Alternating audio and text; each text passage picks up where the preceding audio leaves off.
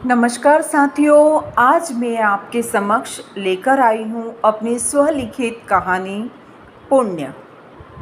राधा, तुमने रिजर्वेशन करा दिया है ना?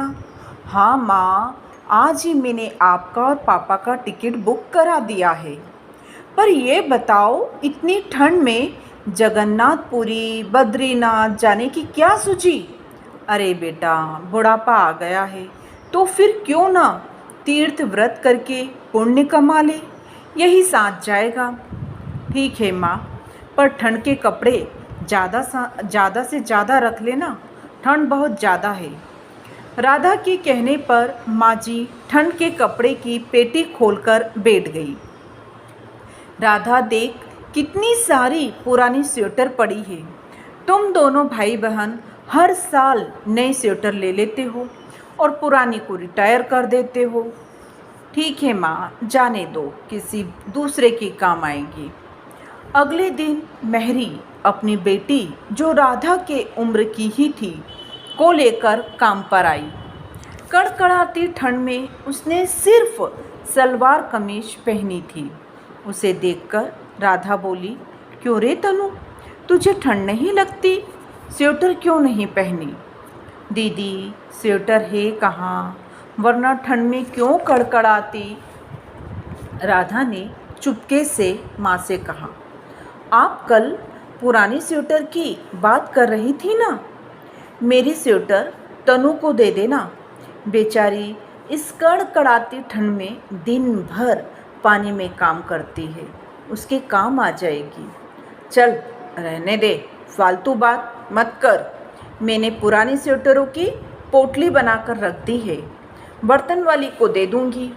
इन्हें देकर कोई नया बर्तन खरीद लूँगी। इन पर दया की कोई ज़रूरत नहीं है। इनका हाड़ मांस पत्थर का बना है, इन पर मौसम का कोई असर नहीं होता। माँ की ये बातें सुनकर राधा का चेहरा तमतमा गया। वह झल्ला उठी, वाह माँ, एक और तो हजारों रुपए खर्च करके तीर्थ व्रत कर पुण्य कमाने की बात करती हो, और दूसरी ओर किसी गरीब असहाय की सहायता करने में अपना फ़ायदा और नुकसान सोचती हो। यह कैसी दोहरी मानसिकता है?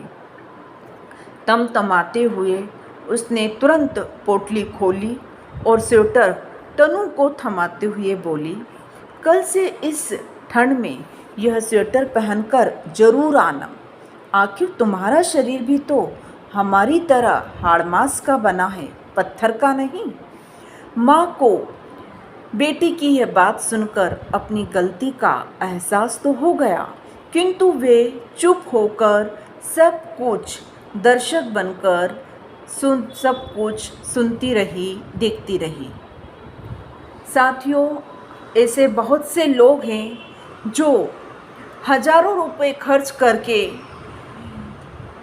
पुण्य कमाने का कार्य सोचते हैं, लेकिन किसी गरीब और असहाय व्यक्ति की मदद करने में 100 बार सोचते हैं, हिचकिचाते हैं। हमारी इस कहानी का मूल उद्देश्य यही है कि किसी गरीब असहाय व्यक्ति की सहायता करने के लिए हमेशा हमें तत्पर रहना चाहिए। यदि आपको मेरी ये कहानी अच्छी लगी है तो प्लीज़ इसको शेयर करना, और यदि आपने अभी तक मेरे चैनल को सब्सक्राइब नहीं किया है तो सब्सक्राइब करें तथा बेल आइकॉन को प्रेस करें, ऑल पर प्रेस करें। धन्यवाद।